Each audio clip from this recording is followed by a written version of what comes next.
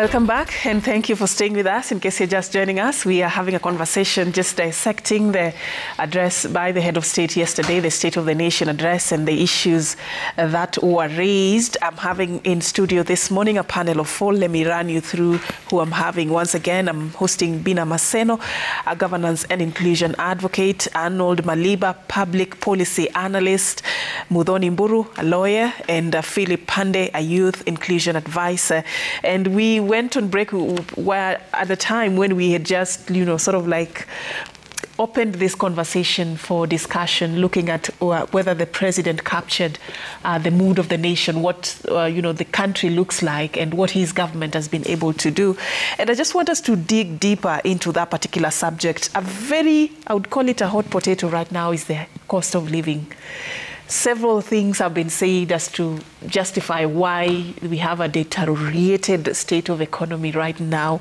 The head of state, one thing I would say yesterday, at least he admitted to that fact that we are not doing well as a country.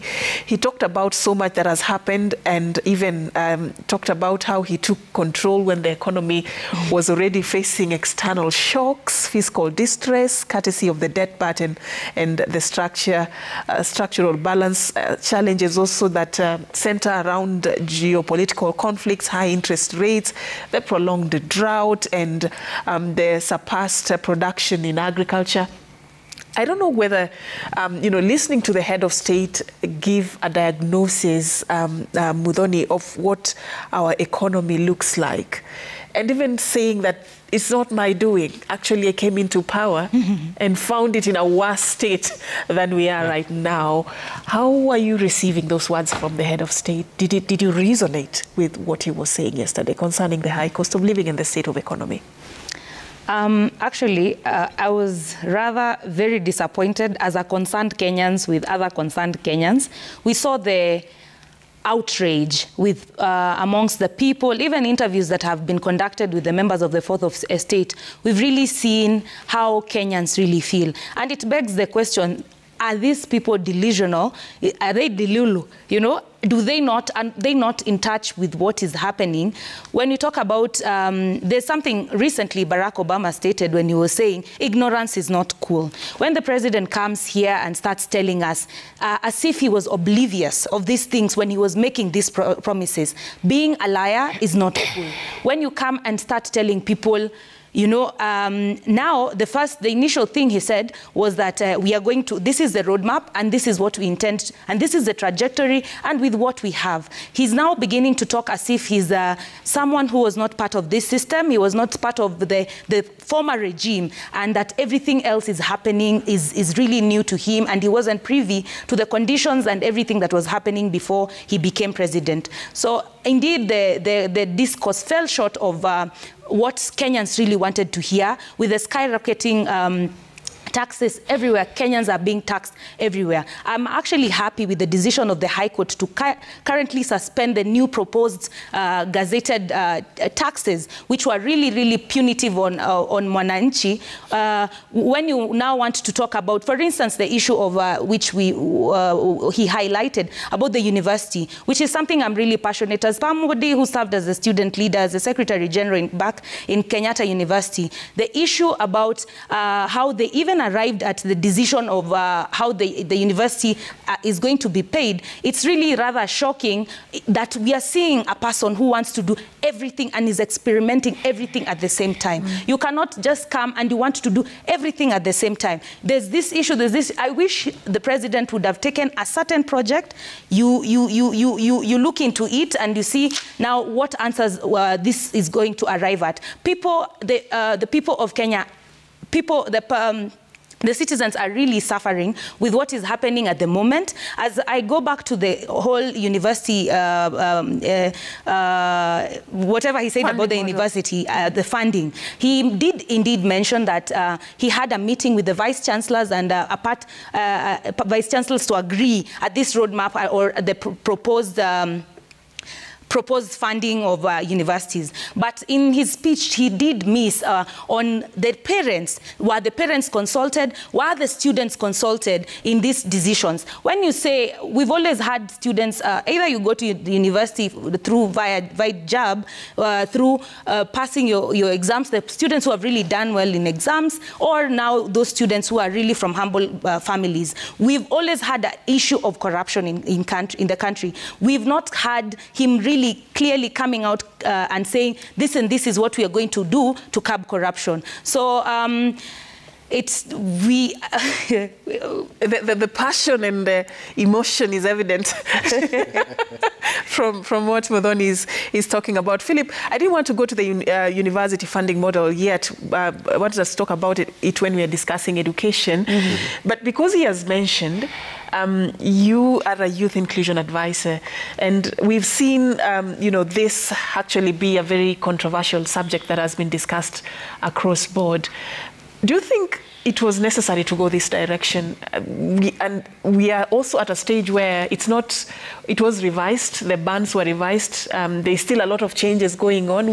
We are seeing a lot of trial and error and experimenting here, there, changing this and that and that. Do you feel that we are getting this the right way? We are fixing the sector in the right way? Not quite, Safin. I would say that university education and higher education for that matter, and out of school youth training is something that is so key to me as a citizen, and among the things that we are doing in this month of November on the 22nd and 23rd is hosting the East African Employability Summit at the Catholic University of Eastern Africa. And indeed, my chief guest in the opening is going to be the Cabinet Secretary of Education. One fundamental thing that we have in the education sector today is that there is an 18 billion funding gap for university education, unprecedented. How we want to close in this gap before the next fiscal year is maybe through a supplementary budget.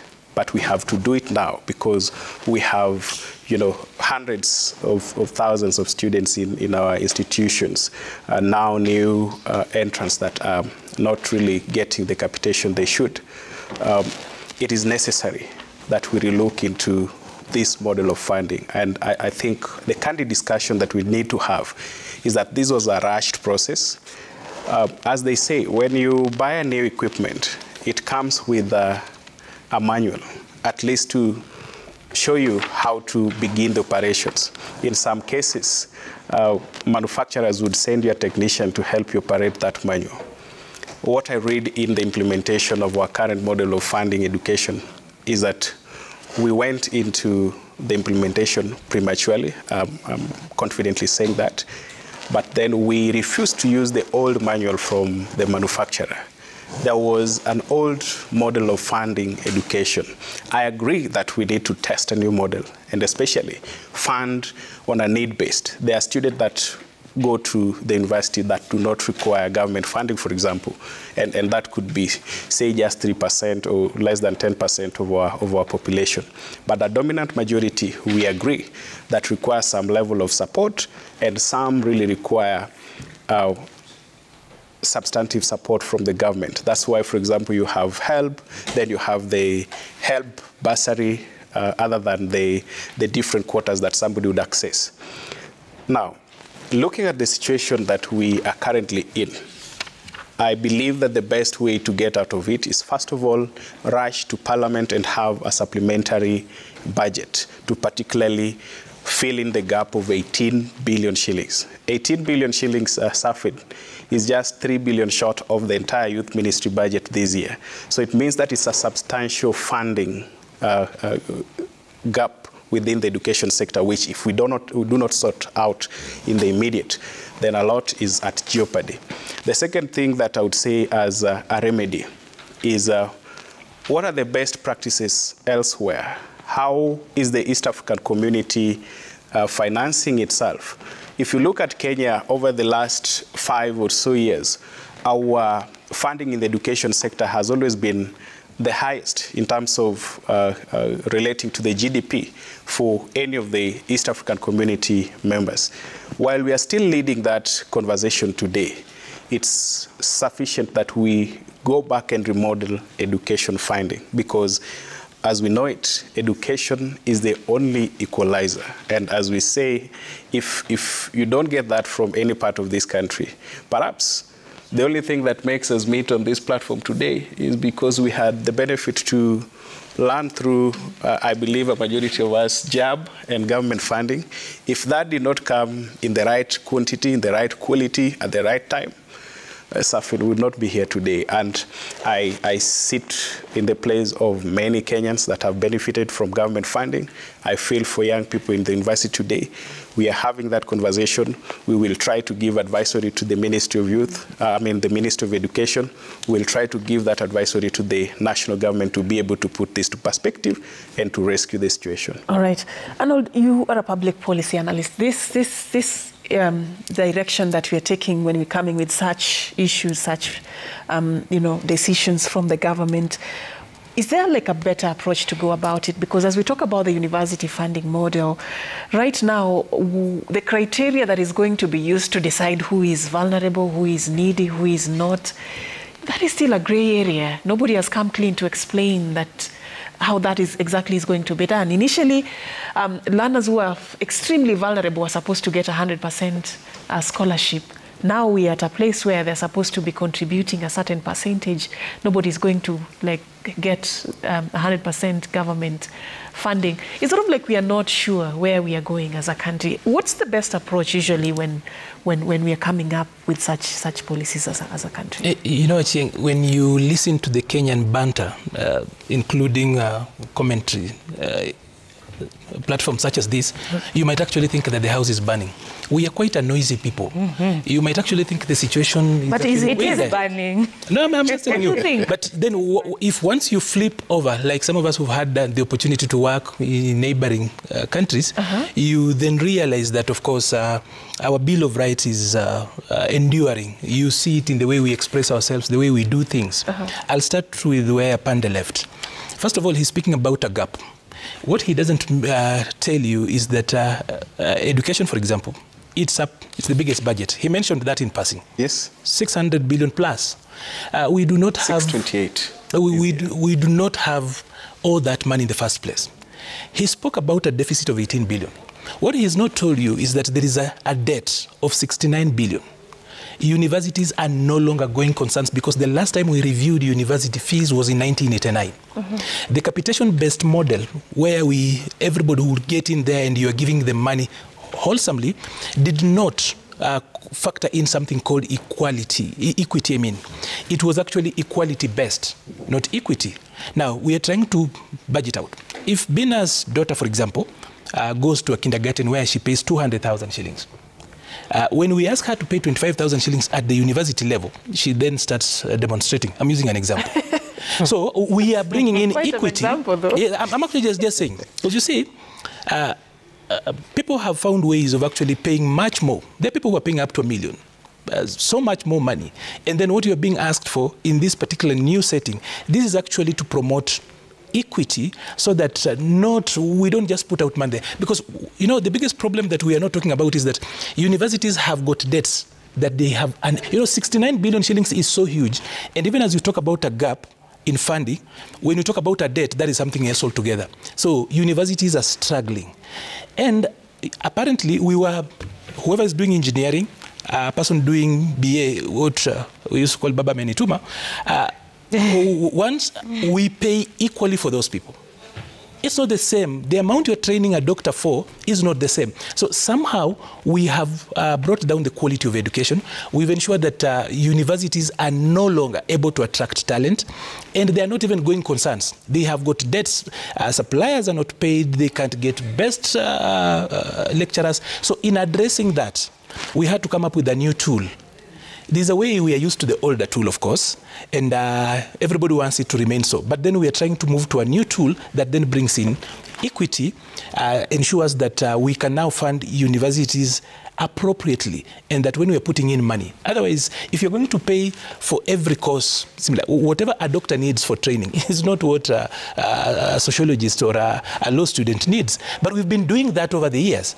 So we are left with the news every day reading about universities that have got cumulatively 69 billion shillings. Where are we going to get that particular money? So I'm just trying to say that the new tool, the new approach was supposed to remedy that particular bit of it. That we have got debts that are actually inflicted by the funding model of old. So as we correct that, we try to move piecemeal. But I needed to move on and say this.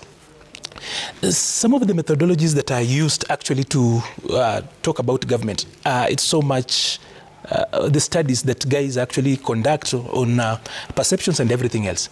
Again, I would say our Bill of Rights strong, enduring, and has given us all these liberties.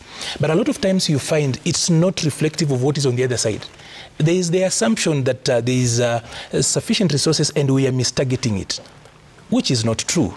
Entirely, it's not true. Corruption is a problem that we've had. We need to talk about that. We need to find ways of actually solving that. But then when we come out and we make some of the comments I've actually seen on this particular platform, and you know, these are the people who are going to government the next day. Bina here was running for Miss President. So I know her because... Is there a post? Because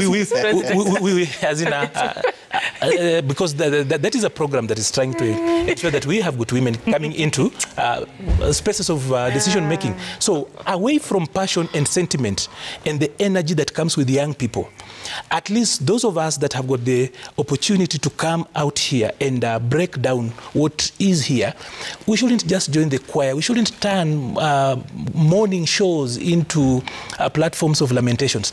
If you look at our social media... Your choice of words, though. But let me cut you short there. You're saying that there is that assumption that there is resources, but they're being... Yes. If you give me 2 minutes, I would actually give you an example. Also, give me 1 minute to give you an example that is a very recent example. Yes. The control of budget recently revealed that is happening within the very government that is supposed to be making sure that our funds go to the right use.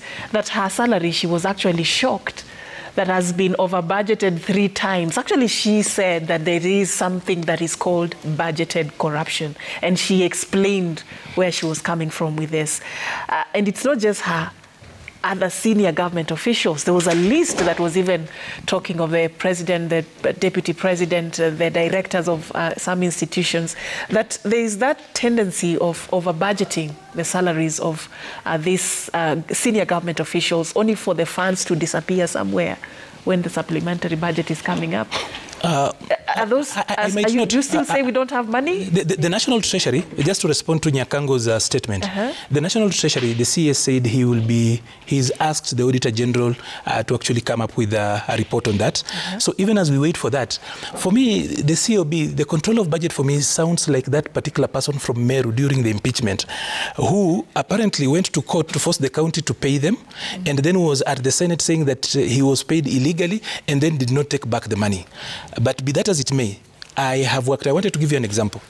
Once upon a time, not so long ago, I was elected as the Nairobi region representative to the National Youth Council. But just on the same budgeting, she didn't take the money actually. No, I'm just saying. I remember that is the same person who told us that she released money because she was pressured by a WhatsApp message.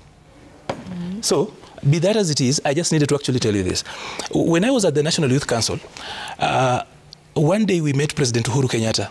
We had been in office for a year. We had not been funded, and we've been elected. This is a statutory agency. Young people have sent us, and we had made promises just the way everybody else does promises when you run for office. But then I went to the National Youth Council and opposed in Nairobi. So it's not easy. All the way. So of all the 16 of us, I'm the only one at the national level who was unopposed. And it's a big thing. I will tell you because I know I was there. So while we were talking with President Uhuru Kenyatta, he made some promises to us. Told us, okay, you guys are supposed to have 300 million shillings. Yes, we had Rotich, the CS there. We had Anne Waiguru, who was our CS then. Murkomen was there. We had Mutava Musimi and everybody else. Then something happened. After he made that, that we will be given the budget and everything else, the following day, of course, with the promise from the president, we did letters and send it to Treasury and everything else. So somebody acting as a COB then asked myself, I think with my colleague Billy Mijungu, and told, you guys are young, I want you to come work with me in the afternoon. So we were at Treasury that afternoon. And while we were there, he gave us access to some files and said, because you people might end up in government in future. Then he challenged, even those of us with legal training and knowledge, he asked, what does the Constitution say? That a presidential declaration or decree must actually be written and must have a seal. While we were at State House, that was not done. And then he was able to demonstrate and said, when I get money here, I play a juggling game here. That is the first day I realized that for those of us who sit on this other side, he told me, I have got children to immunize. I've got your brothers in Somalia who are marching, and if I don't give them bullets, at that particular time we were funding KDF in Somalia. It says, I have to ensure that our airspace has got a standard of, there's the radar, they're keeping it safe. If we don't do some certain things, we will actually be downgraded. And he told me, this is how much I get in a day. And these are, so the demands versus what is actually coming in. Mm-hmm. So once you look at those two, you realize that we do not have so much money to waste out there. As it's actually put out there. There has been this narrative, including sometimes actually being propagated by a head of state, that we lose 2 billion shillings a day. It's not as easy as it's actually put out there. It's not that easy. So while we sit here, I know hope is a good breakfast, but it's not a good dinner. And it's important to speak about where we are going, and we need to speak well, but we also need to actually balance out how we actually look at these things. You've had your say, Arnold, but Bina, what do you think? Do you think Arnold is heading somewhere with this argument, that it's not what you people say, it's not what you people say? The practice. I mean, if there's also one good thing we get to do in this country is also the research that is out there, and when we talk about that people even live under $1 a day, that is not a myth. That's a reality. It's not a myth, okay? And we see this every other day. And in fact, majority of people who are on survival mode, you don't even get to see them on TV, okay? We don't get to see them on TV. We have these people in our families. We have our own friends who are struggling. And sometimes social media might not reflect the reality of people outside of social media, because a majority of us will put out our best on social media. But within our families, our circles, we know people are struggling. So when he says that sometimes we like blowing things out of proportion, that is not true, because we are not actually expecting leaders to over-deliver when they're not even delivering the bare minimum. You cannot expect someone to over-deliver when they're not even meeting 50% of what they were supposed to do, okay? So, and people are not even asking for too much. We're in an era where people are just saying, can I survive till tomorrow, okay? People are, when we talk about people need basic needs like education, like food, like water, talk about, let's say, even CBC. Up to today, we're still struggling with the challenges of CBC.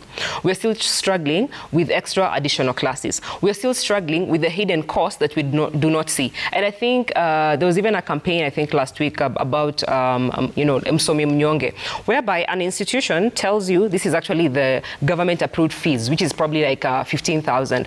But when you look at the additional charges that you're paying, whether it's for development, whether it's when you're registering, whether it's new uniform, new what, when you look at all those additional costs, you end up paying almost the same amount like the approved fee.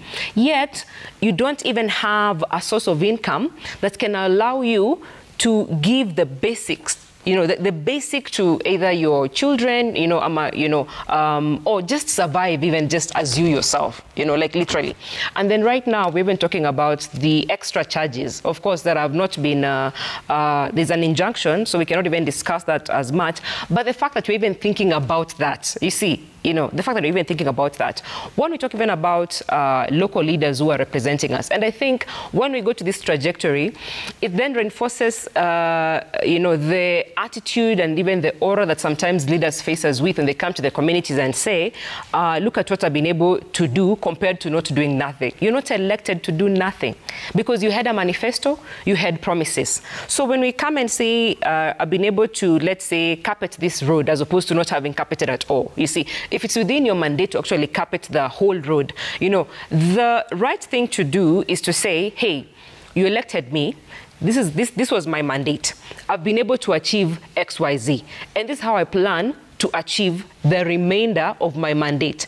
Not, I've been able to achieve this as opposed to not having done anything. Because we have county budgets, you know, we have constituency budgets, we have ward level budgets, like we have budgets at every level, you know.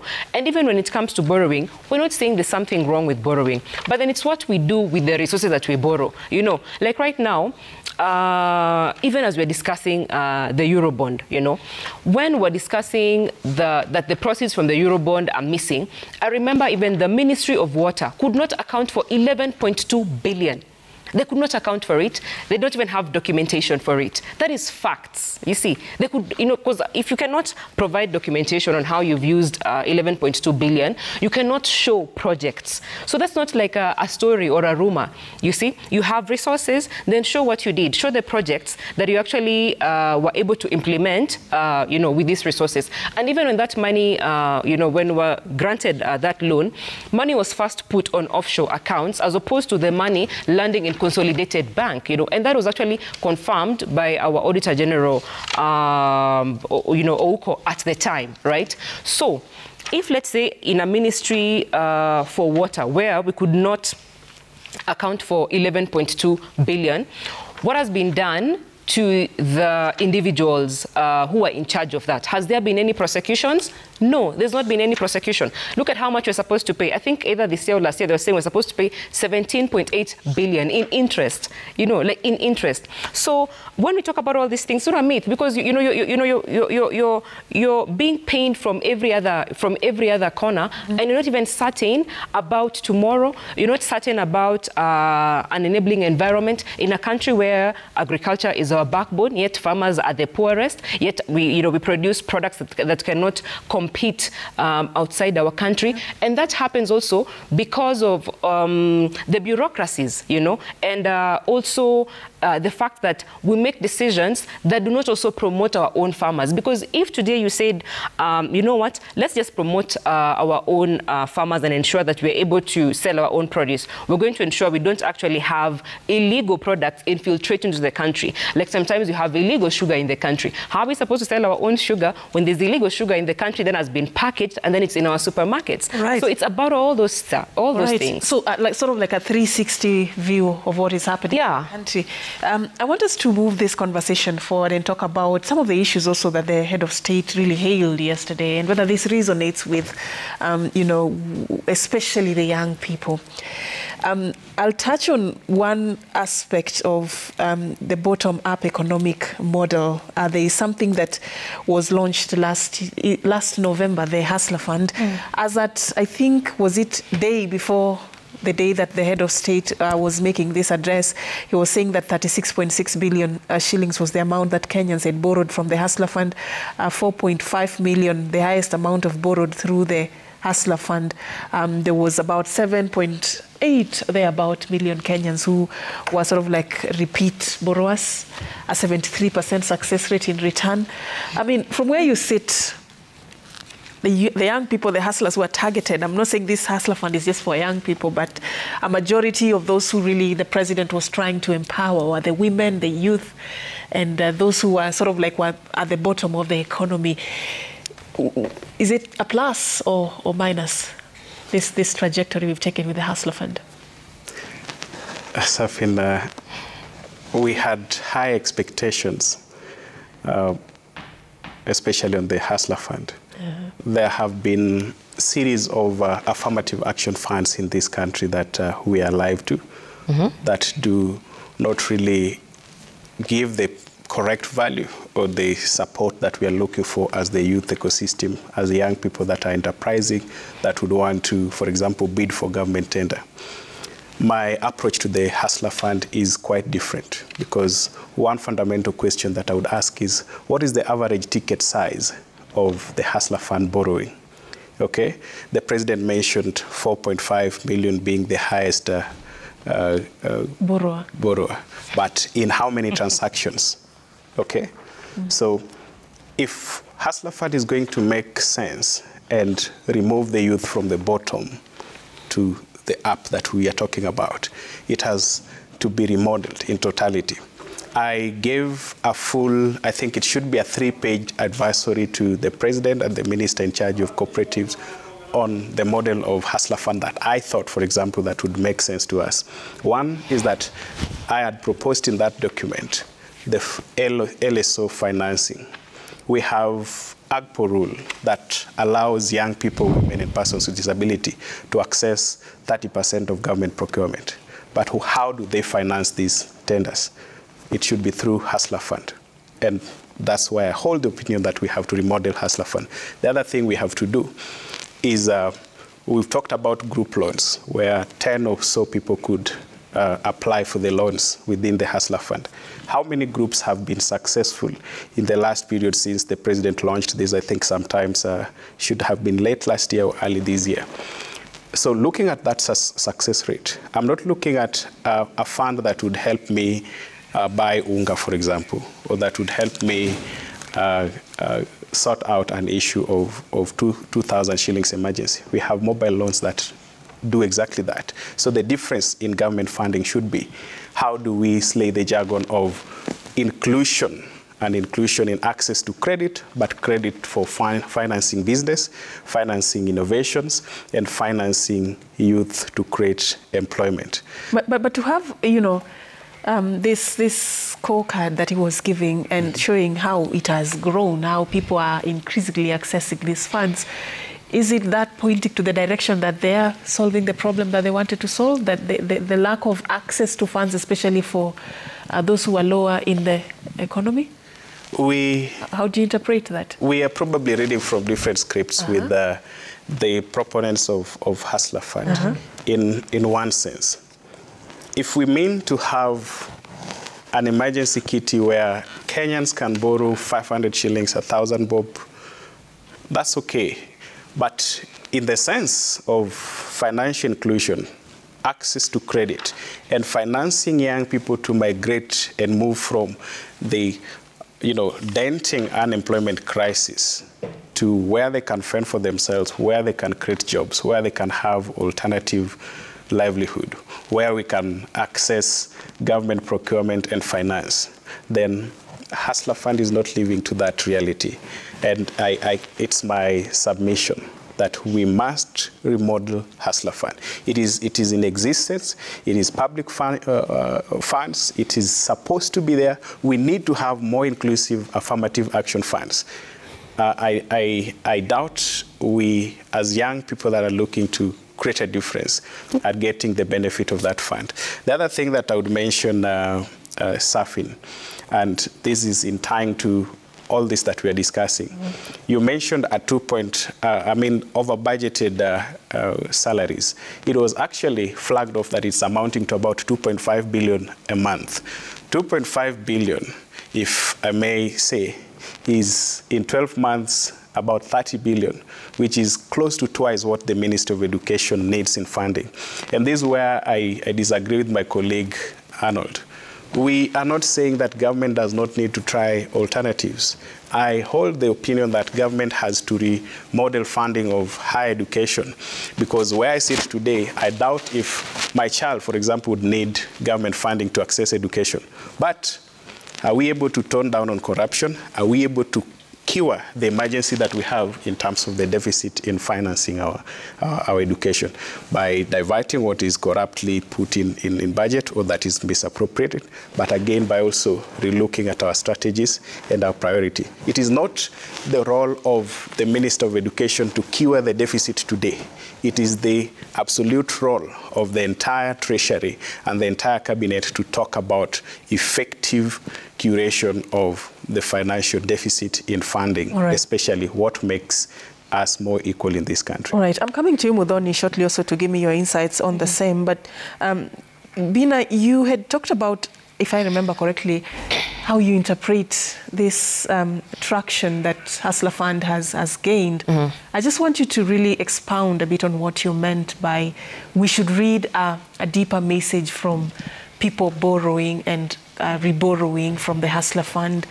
Something probably we are missing as a country that you're reading yourself? Yeah, so first of all, early this year, I did query the fact that there's been a fund for every president, right? You know, when Kibaki came in, he came introduced a new affirmative action fund. Uhuru also introduced a new affirmative action fund. I think Uhuru Maliba introduced Uwezo Fund, right? Yes. Introduced Uwezo. Yeah.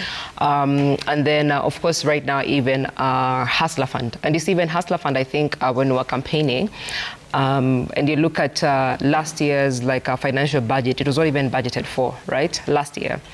But then for me, I've been trying to question the gaps that this fund, are bridging, So what did we learn from Uwezo Fund that is not working, that we are bridging with the Hustler Fund and with the funds that have been there? Because we have quite a couple of affirmative funds. So what are we bridging with this, with the current Hustler Fund? And then what are the reports telling us about the uptake rate, but also the repayment rate, because currently it seems it's only the government that has, or the holders of the fund that have that kind of data and that kind of report, because we don't have that report within the public for us to refer to whether the fund is working, and also how effective, the fund is, and the supporting mechanism even around the fund. And I think, lastly, if we're talking about many other young people, or many people borrowing from the fund, what does that say about the state of a Kenyan citizen, again, their survival mode and their ability to fend for themselves if we are seeing such a high rate of borrowing? So because we also have limited data, from that, and also what my colleague has mentioned here is when you talk about even the individual the president was alluding to, you've borrowed 861 times, they said. Okay, 816, anyway, 816, yeah. Over 800 times, so what were the amounts? Because for me, I think when I check, my Hustler Fund is less than 1,000. So I don't know whether, or maybe that individual was Maliba here. So I don't know. I feel like maybe. Just say it. Just saying it. I don't know, Maliba, what your experiences has been with the Hustler Fund. I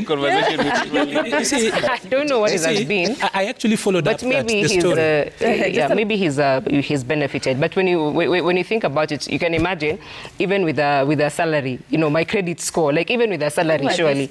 So who are these individuals, and how effective is the fund? Because that's the only way we can improve the fund. If we find out what is it bridging from the other fund that was not working, and how ineffective were the other funds to have introduced this particular fund. I think that's important. And also to think that it wasn't even subjected to public participation, by the way. It did. Was it? Yes. Where and when? Where and when? By the time, can I respond to? By the time they're releasing, they're injecting the first 9 billion. By the time they were pumping that, it was actually had not been subjected to public participation. But that's fine. Can I just respond to a few things she's raised? Number one, the person in question she speaks about, I think, is the tuk-tuk guy, and he borrows for purposes of fuel. When he wakes up in the morning, he borrows. His limit, I think, he started with 3,000, and at the moment he has got. The story is out there. They did a video. It's out there. So, but then let's talk about this. First of all, the Hustler Fund was for the working poor, the extremely poor. Remember when the president was running, he spoke about the mama mboga down there, the people who use 700 shillings to go bring mboga, sell for you in the estate. It was really for the people down there. And if Bina, when we sit here on this particular platform in the morning, we should actually adhere to one adage, that in God we trust. Everybody else should bring data. So that when we throw numbers here and lines here, it should be supported by data. First of all, Hustler Fund with 73% repayment rate even shames some banks. You can go out and research on your own. Google is your friend. First of all, I'll give you an example of Youth Fund. Youth Fund, there was no repayment. The first time Kibaki did it, it was almost 85% failure. Lessons have been learned. If you do not think that the Hustler Fund is actually a success, well, partly because we did away with 4 million people from the CRB, but then the way it's been modeled, even this data that the president was talking about is not from government. It is actually from the service providers. We're talking about Safaricom, M-Pesa. We're talking about Airtel with Airtel Money. Those are the people who actually provided the top 100 borrowers. And we're talking about cumulatively, if somebody has actually accessed 4 million shillings, that guy I speak that if he didn't even know that is actually how it works. He's like, okay, I'm surprised. So the many times I borrow for fuel to do the tuk-tuk and come back, if it's this much, why haven't you guys reworked it so that then I can buy my own, for example? So this is data. And you know, sometimes you can torture data to tell whatever story you want. But this is data not directly from government, but from service providers. So I know when he speaks about LSO financing, you know, this is a posh youth. You know, all youth are not the same. They are golden youth, they are silver youth, then they are the bronze youth. The Hustler Fund, well, anybody else who's seated on this particular platform cannot sometimes actually authoritatively speak for the bronze youth, for example. Wale watu pale kwa jaba, pale kwa mawe pale chini. A lot of these guys can't. So I'm just telling you, if the stories are coming from those particular people, I need to finalize by saying this. You see, these are the people themselves speaking.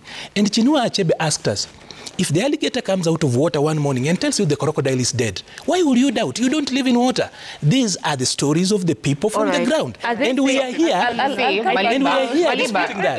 You see, I think... No. I think I haven't weighed in on the Two things, Maliba. No, two things. I was just responding. I've not even said anything about the Hustler Fund myself. Which is fine. Will allow me to no, you've not said anything. All right. This is what we are going to do. Because we were talking about the Hustler Fund and everybody was weighing in on this subject. I'll allow Mudhoni to also give us your insight, and then we can all respond to the issues Please. that I've imagined. Mudhoni.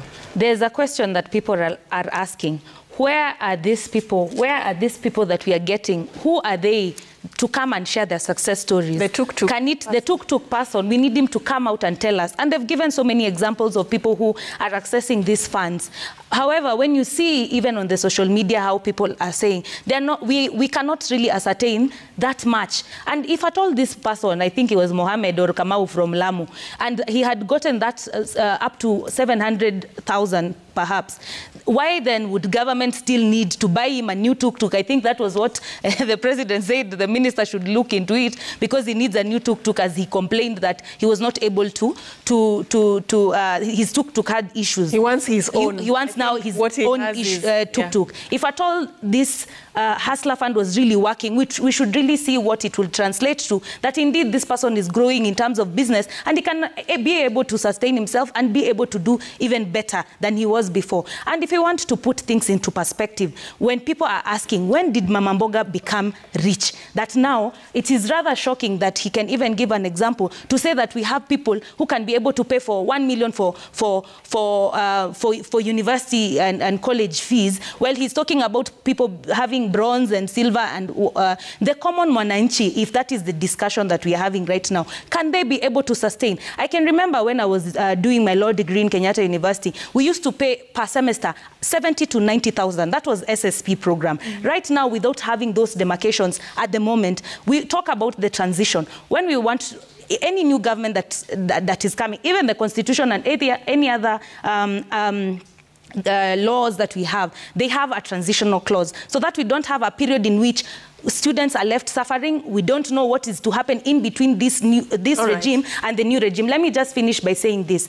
When you talk about right now, let me give an example, a practical example of even somebody who's not even doing a law degree, because he said about the medicine degrees and degrees that people should really part with a lot of money because they are high-end degrees. We have degrees right now which is something I've even confirmed from universities. JKUAT University, Kenyatta, you name it, Nairobi University. A degree for BBIT, e-commerce finance, which is going for more than 100 and in between 120 to 150,000, and that is just for common, normal mwananchi, and this is a public institution. So the talk and the feeling that people are saying Kenyans are suffering, it's not a facade. It's not a made-up story that indeed things are not good. He asked again, is the country burning? Oh yes, the country is burning. The country is burning. People are really suffering. We cannot overemphasize. Right. It is such a difficult job for him to defend the government right now, because we really don't have those people who can come and attest that indeed the government has been very kind to them. Apart from him,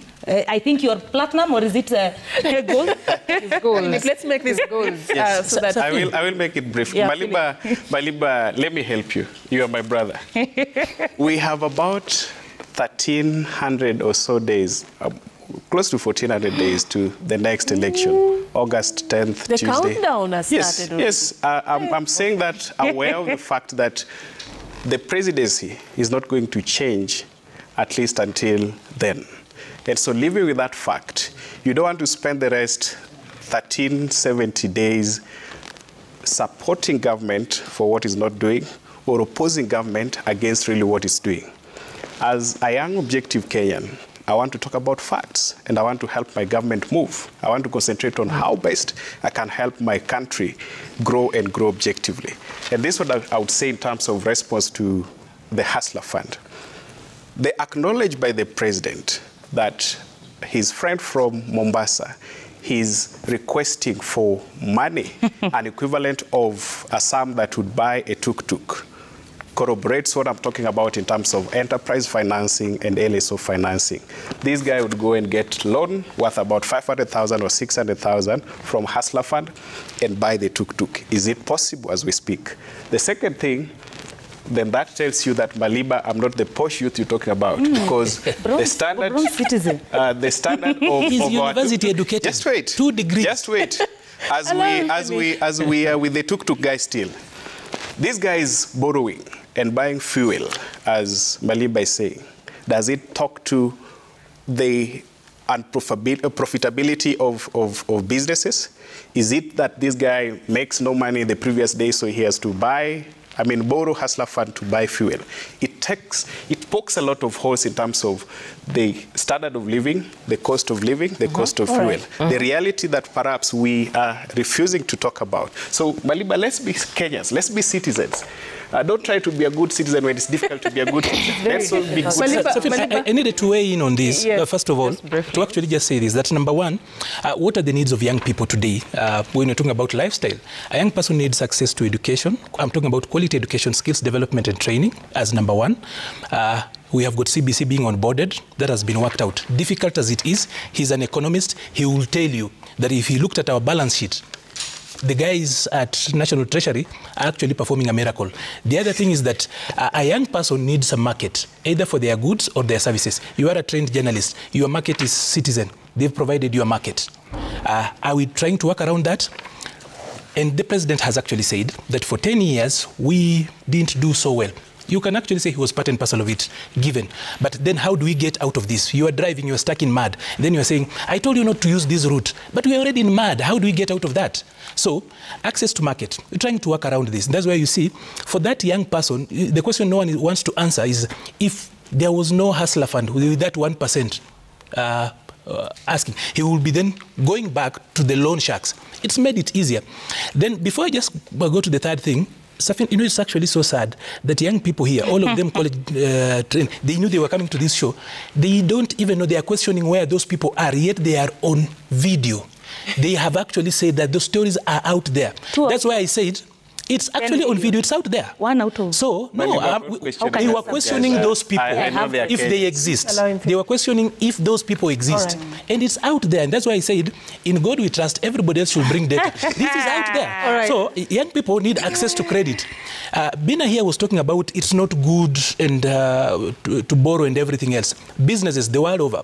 No, I didn't say that. I didn't say it's not good to borrow. I said we can borrow. It's what we do with the money we are borrowing. So these, for example, we are giving examples of people who are doing kinyozi, the people who are doing tuk-tuk and everything else. Those are people in enterprise. And by the way, you might not really give one. Let me just finish my submission. You might not really like, you might not like, or rather see a person borrowing fuel for a tuk-tuk as important, but that's how he's actually making a living. The other bit of it is access to information. And even college-trained people like those people on this particular platform, you realize that access to information has to be timely, relevant, and helpful. You realize that even a simple thing like the people who are out there talking about their stories, we are questioning that here on a premier platform like the Dome on Citizen. Right. So, let me respond to that. No, let me respond to that. So, because he's given allow Bina to respond. So he's given his submission, okay? So today, like, my title read governance and inclusion advocate, right? But I run an entity called Badili Africa, and we work heavily in the informal settlement. On Saturday, I was actually at the community level. So even when we talk about the challenges of CBC, onboarding, and what parents are talking about, I know exactly what I'm talking about. Maliba knows the kind of people I work with. We work with Chama women. Those are women in merry-go-rounds and self-help groups, right? We work with young people. And even just want to pose a question to him, because he spoke about, yes, the lived reality of a tuk-tuk person. My mother has run a kiosk. Yeah, matunda. Like, my mother, you know, like, it has been the real embodiment also of the mamboga that the president talks about.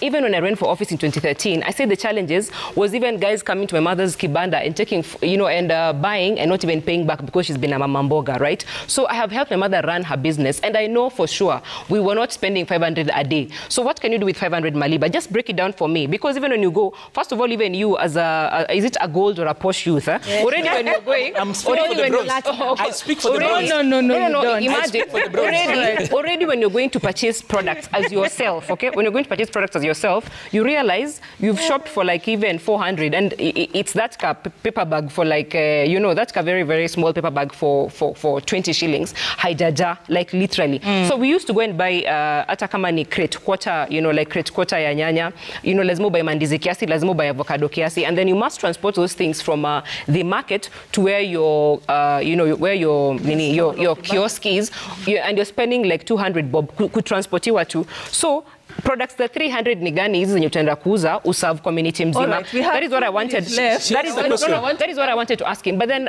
just real quick, can do I think, allow me to answer. No, just real quick. No, you don't have to I've been asked a question. Let me just give my closing remarks. My closing remarks. We'll have to do our parting shot. Guys, then allow me to end this program. Correct. My closing remarks is way, all right? Okay. Yes. Allow me to do this. Yeah. I'm going to give you 30 seconds each for your closing remarks. Correct. And, all right? and 15 seconds for me to answer her question. No. You're not answering that. You can answer me on video. There's a lot to talk about. You can answer me on video. Thank you very much, Safin. And once again, we appreciate the opportunity to be here on behalf of 35 million other young Kenyans below the age of 35, focused on entrenching the values and inclusion of young people. My last thing that I would say is that a story is told, Safin, of an MP who would sleep in Parliament. And when he woke up, his question would be, Mr. Speaker, what about the people of Migori? In Cabinet today, Mr. President, we are looking for that one person that would say, what about the youth of Kenya? All right, good question. Let's listen to you, Mudhoni. I would like to conclude by saying, in a time when things are as messy as they are, and where things are really not working for the nations of citizens of Kenya, and especially for the young people of Kenya, it is difficult for us as young people to remain neutral in these circumstances, for us to not have a stand, for us to not know which side we are defending. Myself being a member of the ODM party, this is my special appeal to Baba Raila Amolo Odinga, that indeed the youths are suffering, young people are suffering. We are ready to even go to Mandamano to restore the sanity and to restore the situation in Kenya. So we cannot agree with those people who are saying, Baba, please, because those who didn't vote for you, for those who voted and those who didn't vote for our regime or our administration, we are calling upon him to come and really stand with the Kenyans during these difficult times. All right. Asante. Arnold? My closing remarks will be to the youth nation, to the youthful nation, to the young people of this particular country. Everything that has ever been done on earth was always done by young people. Even Jesus Christ did whatever he did as a youth. But of all those great things that were done, that we speak about, they were not done by young people who became a congregation of mourners. It was never done by people who could not appreciate where they are. We are in quite a difficult situation as a nation. But even the Mau Mau didn't find it quite politically correct for them to go to the bush There were other people who had other alternatives that were actually easier. There are people who could complain, and that's where it ended. So the president has told us 3 things. That he's picked a tough option so that then we have got a better tomorrow. He says it is decent, it is sustainable, it is the right thing to do. For the young people out there, this republic is your own. You will not transform this country. You will not leave a better country for your children if all we do is actually be turned into people who are out there to propagate sob stories. It's tough time, but we are young people, we have got elegance, we have got speed, we have got brains, we've got the energy and everything else. Let's make Kenya work. All right, Bina? I think mine is to, of course, the leadership and the citizens. The median age in this country is 20 years. That's the median age. And young people have ideas. Young people have the energy. Let's, expand spaces and opportunities to co-create. And let's prioritize when it comes to leadership in terms of what exactly the citizens need at such a time as this. And then also, let's inspire hope. And also, let's lead in a way that reflects the aspirations of the everyday citizens. And where we see gaps, let us figure out how can we seal these gaps to ensure that even when it comes to accessing opportunities or better service delivery, things are actually moving. Okay. Yeah. Thank you so much. That's Bina Maseno. And also, we've not been doing this program alone. We just want to sample, is it 2 or 3 feedback from what you're saying on social media and on our SMS platforms? Just to also hear your thoughts on, what you've shared with us this particular morning. And yeah, we really appreciate you taking time to do this. Looking at what we have here, borrowing is not development. All right. Oh, it seems like we're having trouble with that. But thank you. We appreciate you taking time to share with us your thoughts right here on Daybreak this particular morning. Thank you for also interacting with us on social media. We're very sorry for not being able to sample your feedback this morning. But we have been having this conversation with a panel of 4 really great minds that have shared their thoughts and insights on the state of the nation, addressed by the head of state, Bina Maseno, a governance and inclusion advocate, Arnold Maliba, public policy analyst, Muthoni Mburu, a lawyer, and Philip Pande, youth inclusion advisor. Thank you so much, ladies and gentlemen, for creating time. Of course, it's just a comma. The conversation continues. I really appreciate also your time. My name is Afina Chenguma. Have a lovely day ahead.